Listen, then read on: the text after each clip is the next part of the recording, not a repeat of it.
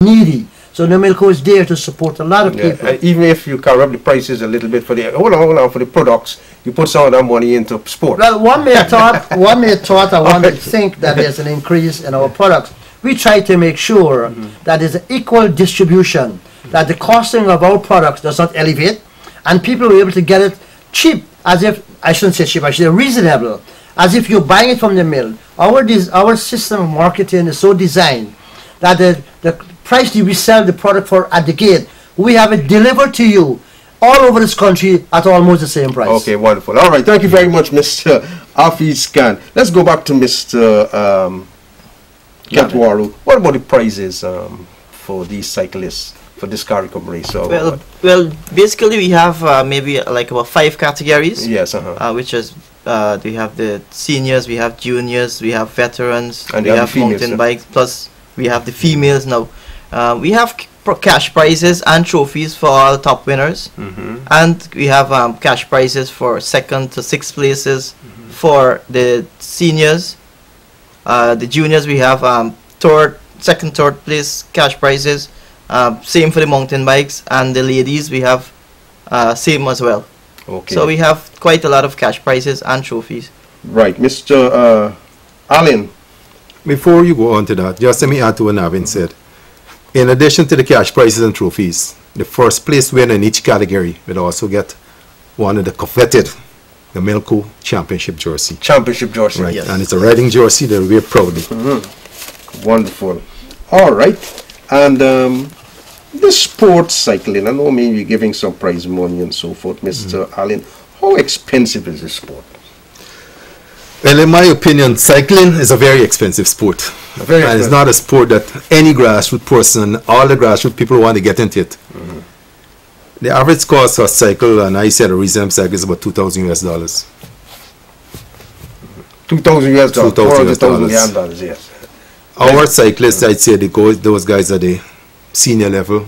The average cost for the bikes is about $3,500, $3,500, $3,000, $4,000. Some even got $5,000. There's $1 million. Now we had a team came in from Miami for the 3 states and 5 states last year. The average cost of those guys' bike were $8,000 US. 8,000, 1.6 million. So it's a very expensive sport. So we need people like NAMILCO who could come on board and support our cyclists. Now, these guys that we got here, in addition to the cost of the bikes, the clothing is expensive, the gears, and then we leaving out the nutritional part of it. You still have to get that to support them, so it's very expensive. Right, and then they have to be up early in the morning or late in the evening to train. But now with the roads getting so congested now, you know, how is that affecting the cyclists and the training? Well, some time ago we made representation to the minister, and he had promised us to put something in place at the stadium.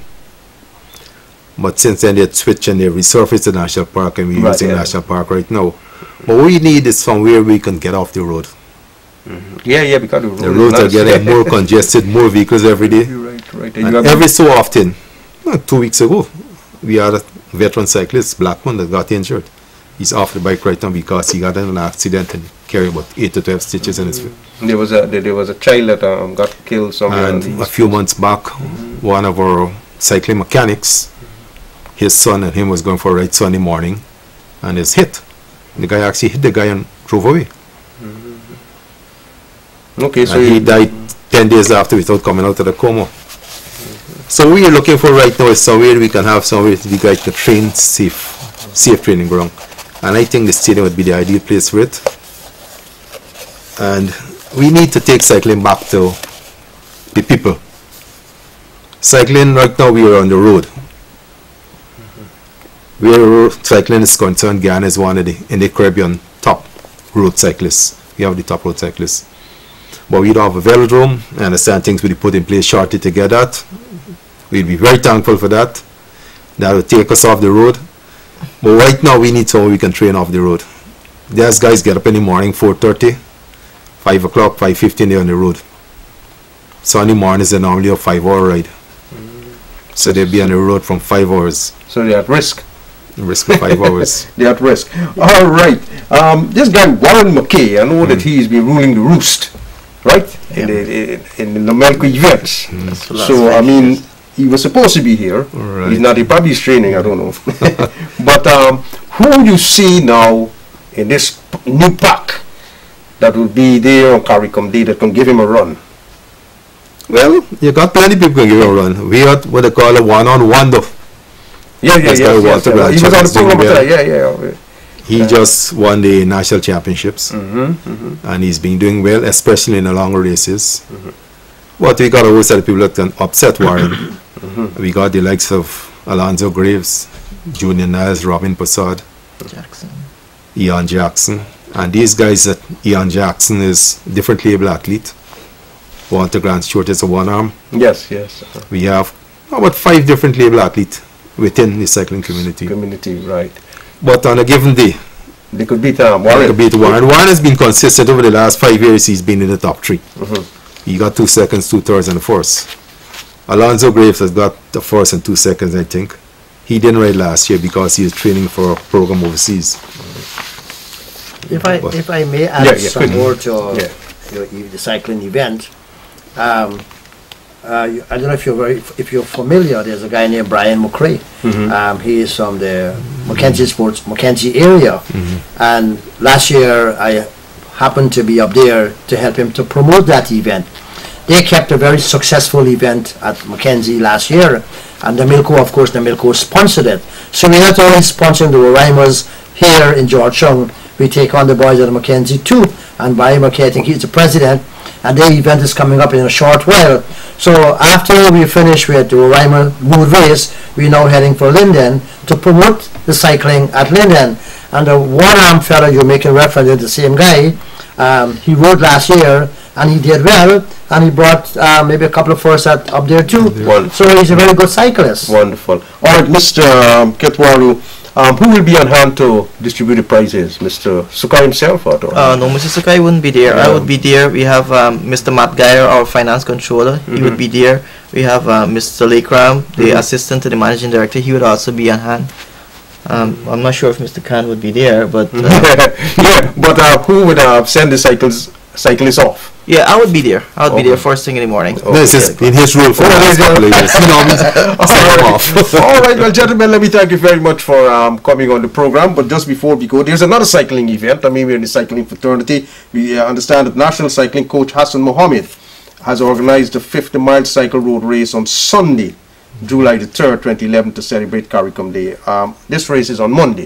Right. The race will commence from Wales Police Station at 9 hours, proceed to Bushy Park on the east bank of Essequibo before returning to Demerara Harbour Bridge for the finish. So we have cycling on Sunday, and then we have the NAMILCO Roraima Wheat Up cycling event on Monday.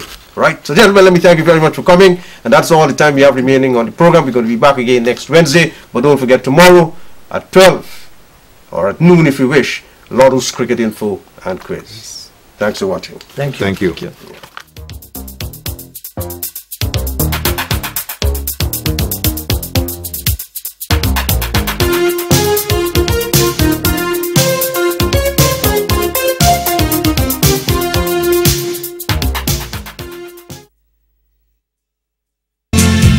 She's just like me and all the world's in love.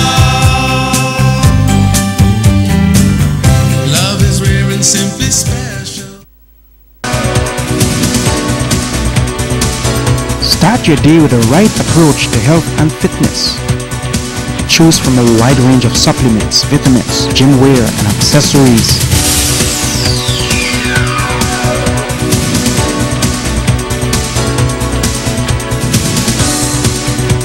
Fitness Express, 47 Sherry Street, Campbellville, Georgetown. Telephone 225-8044, 615-3211.